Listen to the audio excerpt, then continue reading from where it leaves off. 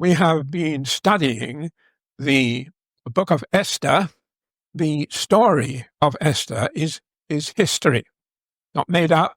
It's pure history, and that can be proven by comparing it with other historical Old Testament books. But it reads like a story. It reads like a novel. It's written in a particular style, and therefore some people think the book of Esther is invented. It is just a story, but it isn't. It's history. And it dates to events that occurred around about 450 years before the birth of Christ. Get some idea of the timescale.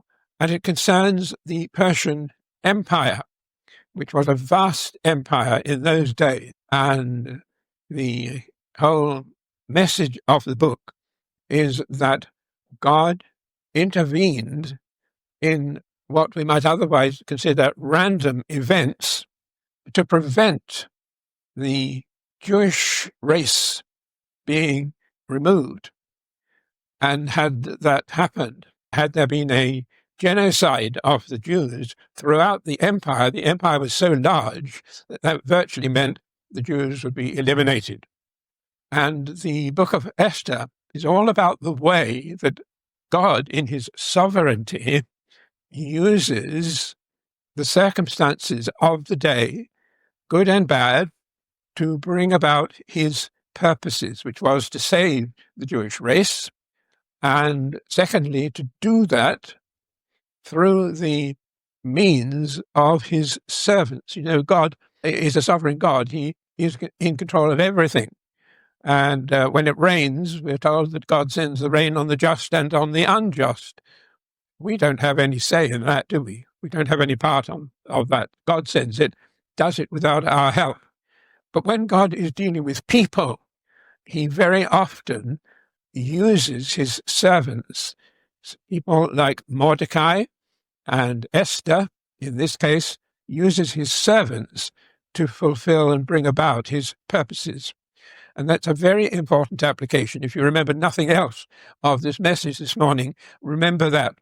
This passage is all about the way God used Mordecai to bring about a situation in which God's purposes were furthered. Now, Mordecai was actually Esther's cousin, and he was nevertheless something like 20 years older than she was. And when her parents died, when she was a very young child, Mordecai took her under his wing and brought her up as if she had been his own daughter. And that underlies a lot of what we read here. Now, the passage we're looking at is from verse 19 of chapter 2 through to verse 23, which is not a long passage. And I'm going to read it now for the benefit of those listening to this on the podcast. Esther 2, verse 19. Now, when the virgins were gathered together the second time, Mordecai was sitting at the king's gate. Esther had not made known her kindred or her people, as Mordecai had commanded her, for Esther obeyed Mordecai just as when she was brought up by him. In those days, as Mordecai was sitting at the king's gate, Bigthan and Teresh, two of the king's eunuchs who guarded the threshold, and I think we must understand that as the door of the harem, not the king's gate, who guarded the threshold, became angry and sought to lay hands on King Ahasuerus. And this came to the knowledge of Mordecai, and he told it to Queen Esther, and Esther told the king in the name of Mordecai. When the affair was investigated and found to be so, the men were both hanged on the gallows, and it was recorded in the book of the Chronicles in the presence of the king. Now, I'm not going to say anything about verses 19 and 20. They contain difficulties. exegetical difficulties that would take us too far from what I want to say this morning. Perhaps come back to that in a future message on Esther, but we're really only going to look at verses 21 to 23. We begin in those days as Mordecai was sitting at the king's gate.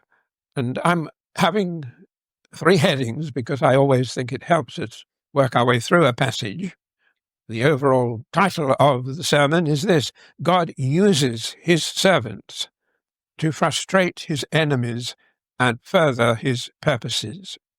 And the 3 headings are: Mordecai sat in the king's gate, Mordecai saw the king's enemies, and Mordecai spoke through Esther to the king. Let's begin with the first of those headings. Mordecai sat in the king's gate. The king's gate plays a rather important part in the story of Esther. And so let me just point out a little bit about the layout of the palace, the king's palace. You often read in the book of Esther of Shushan the palace, or sometimes Shushan the citadel. And Shushan was an ancient city, and Shushan the palace was the king's palace, but it was separated from the city at large, a river. And the river made it impossible, really, to get into the king's palace without crossing the causeway, the bridge. But when you got to the end of the causeway, coming from the general city of Shushan, you would be faced with the king's gate. And the king's gate was not just a door or an archway, it was a building. It was a large building. And the foundations show that it was 100 feet by 130 feet in dimension. And you entered the king's gate through one archway. The king's gate was a roofed structure. There were pillars that would have held up a roof.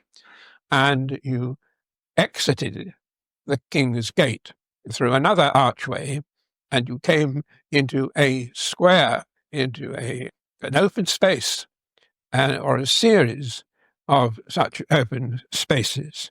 And the significance of the king's gate, it was a special place, a privileged place. If you were just an ordinary citizen, you could in fact bypass the king's gate. You could walk round it and enter these large open spaces. And that would be done by people who just wanted to come and ask a petition from the king. They wouldn't have to go through the king's gate.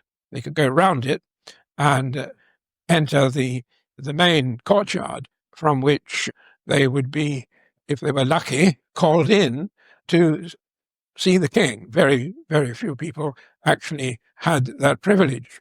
But the king's gate was kept for special purposes.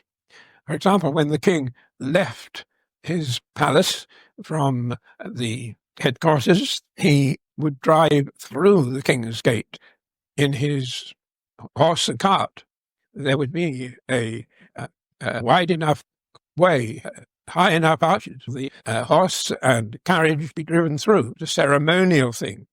And people were not allowed, the average person was not allowed into the king's gate. It was kept for meetings and assemblies of the councillors and important people and the servants of the king.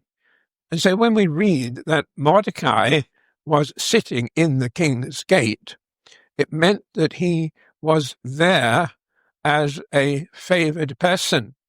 And no doubt it was the queen, Esther, his daughter, as it were, who had become queen in the providence of God, who had requested that Mordecai be given the privilege of using the king's gate and of sitting there.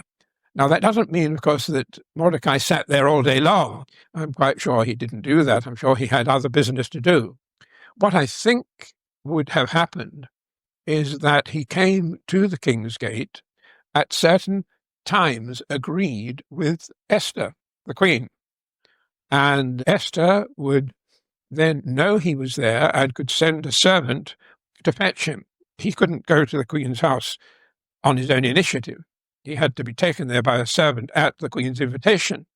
But if she knew when he was going to be there, she could do that. And once he was taken into the Queen's house, which opened off the main square, then he could commune with her and keep up to date with her, have private conversations with her. And that was the main purpose of Mordecai sitting in the king's gate, is waiting for a summons from the queen, his daughter. And that meant they could keep in close touch, only a matter of 30 or 50 yards from the king's gate to the queen's house. So that was what he was doing there. He was doing his purpose. He was awaiting the call of the queen. The purpose of the King's Gate then was a special place which was used very often by people who were servants of the king. You may have noticed in reading the Old Testament that very frequently you're told that the elders of a walled city would meet at the gate. Now, in that case, it would be a simple gate, a simple entrance. But they would meet there. It was a sort of place that people in those days would gather to do official business. Now, in this case, this was king's official business that was done, and it was done not at the gate, but in the gate.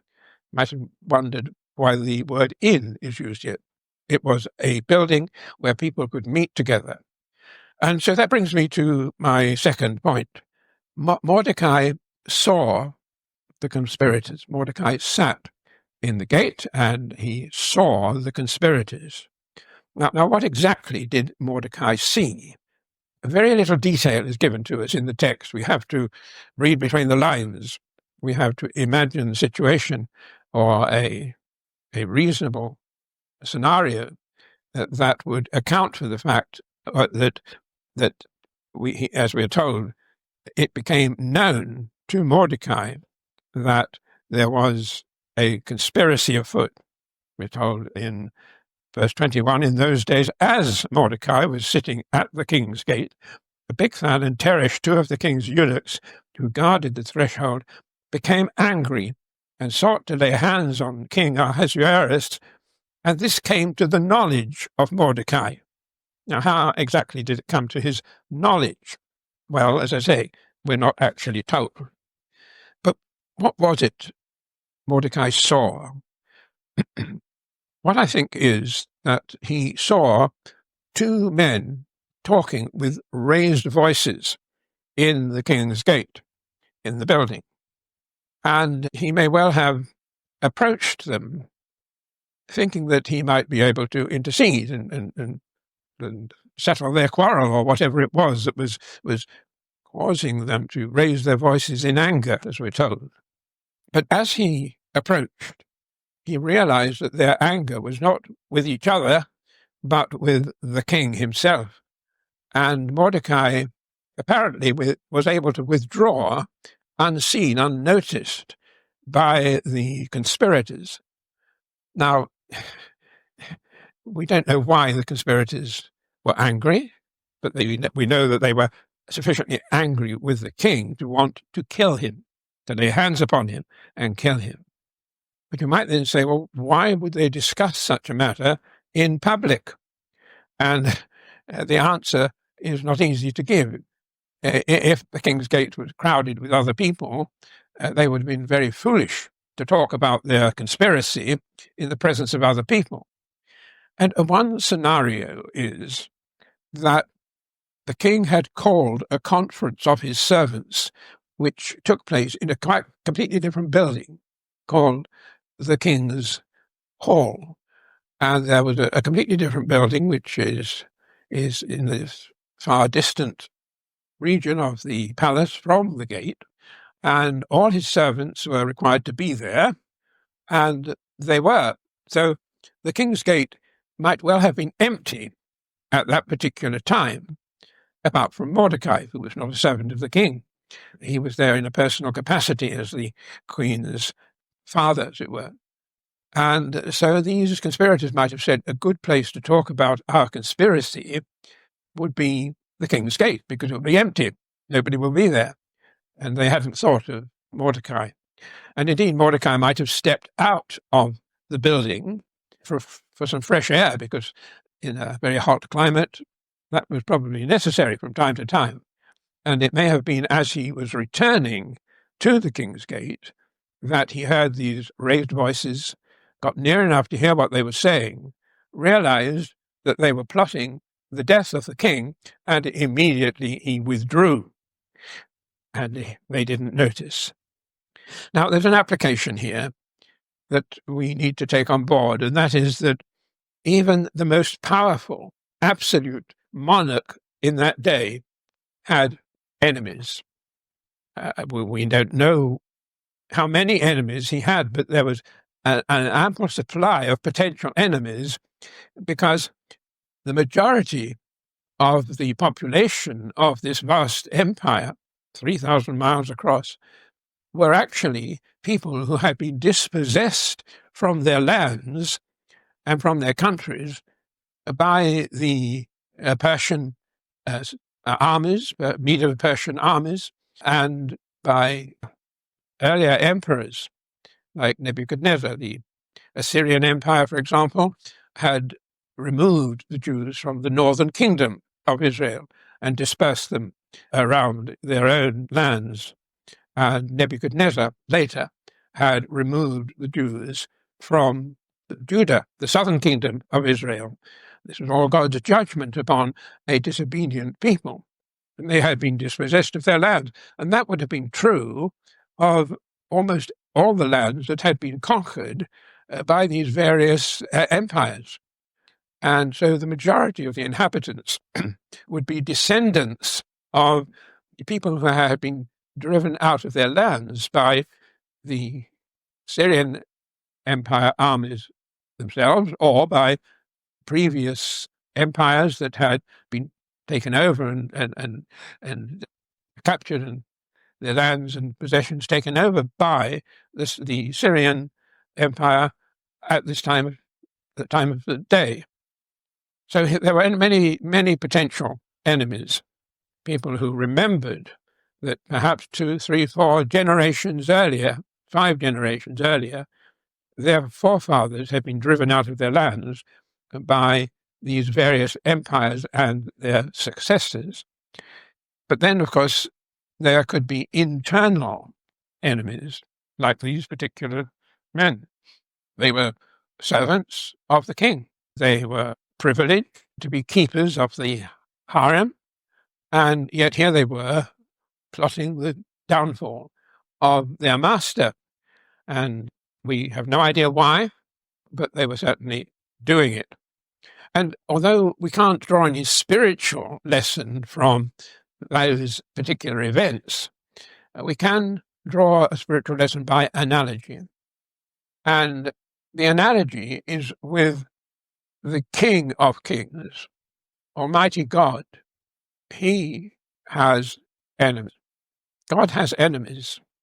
There are those who oppose God. There are those who battle against God. There are those who deny his existence. There are the works of Satan, which seek to overthrow the works of God. They never succeed, of course, but nevertheless, there is a battle. There is a spiritual warfare. And since we, if we are true Christians, Bible-believing Christians, are servants of the living God, we are embroiled in that battle. We are involved in that battle. And we are told this very clearly, of course, in letter to the Ephesians, that we wrestle not against flesh and blood, but against principalities and powers, against the rulers of the darkness of this world, against spiritual wickedness in high places. And this is Christians. We wrestle, we fight, we're involved in this battle. And so the Apostle Paul says we must take to ourselves and put on the whole armor of God. And you're familiar, I think, with that passage. It's put on the helmet of faith and so on. we are involved in a battle, and if we are faithful to the word of God, we are obedient to the commands of our king, we should be very conscious of that. Now, there's an interesting point that I can make here as following up on that analogy, and that is that Mordecai actually had three options when he discovered that this plot was afoot.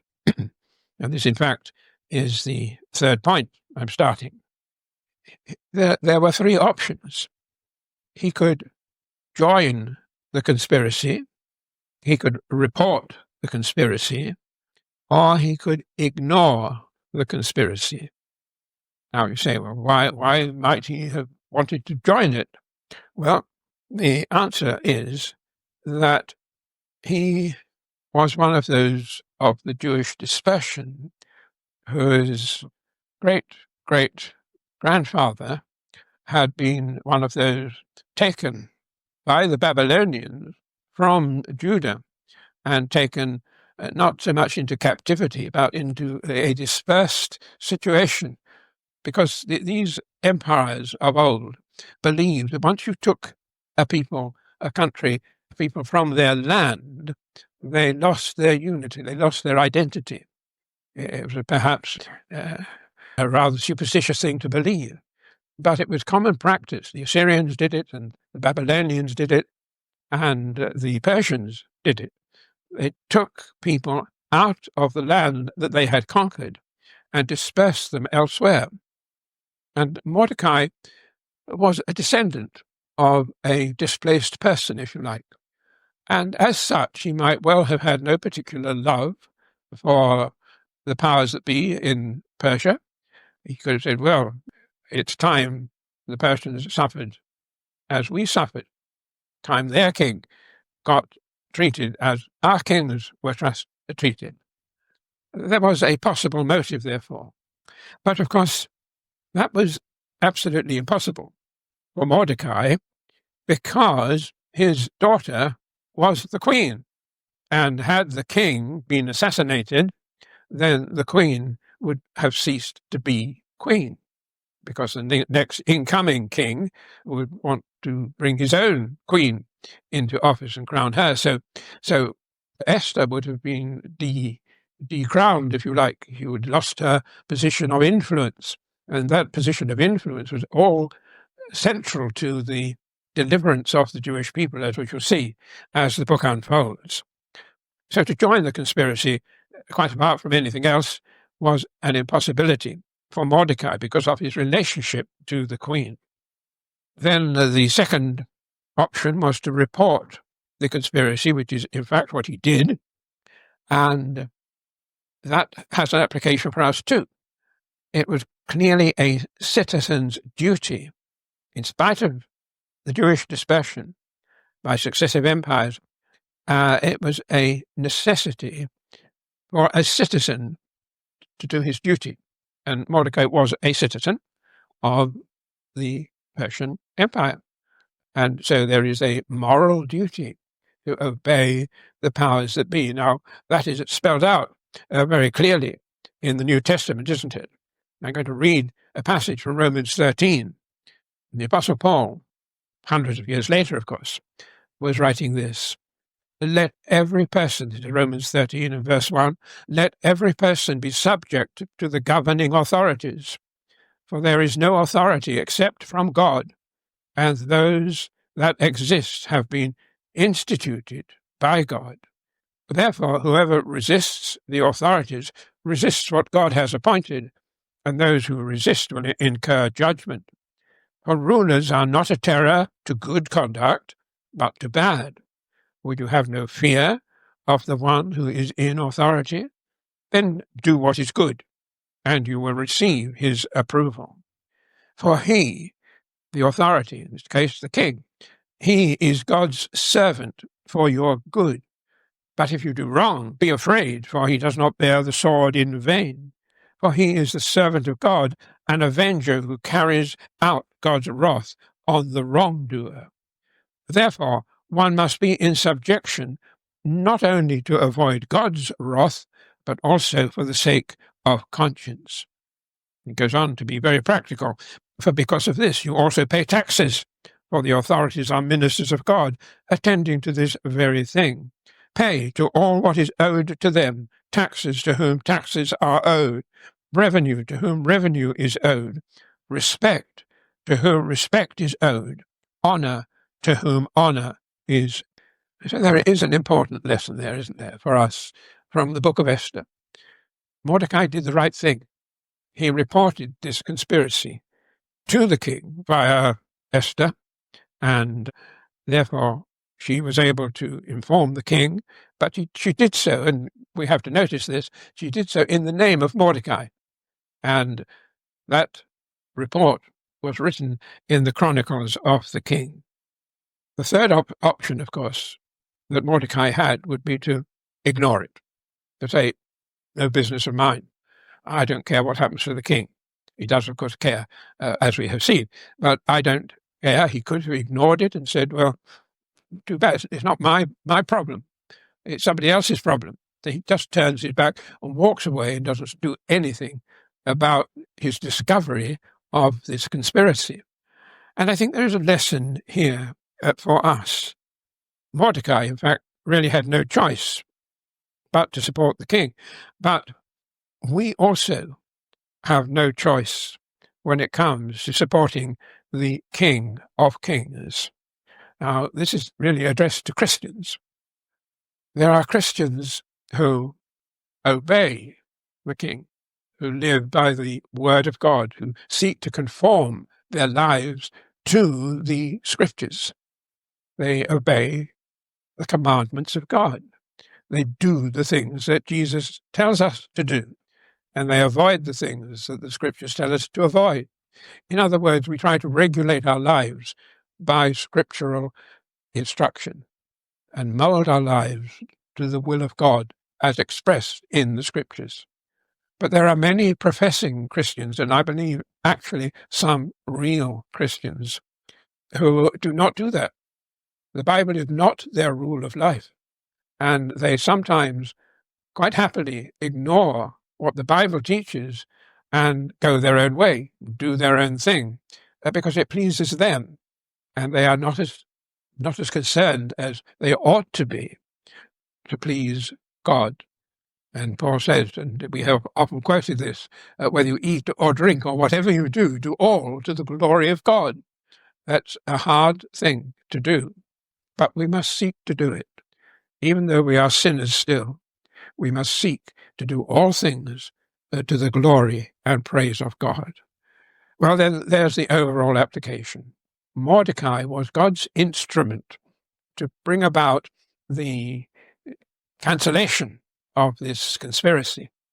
It was him that God used to stop the assassination of the king. God was exercising his sovereign power, but he was doing through his servant Mordecai. And that is the lesson, perhaps, I want you to remember, that God uses us, uses believers, uses Christians to fulfill his purposes and to further his cause.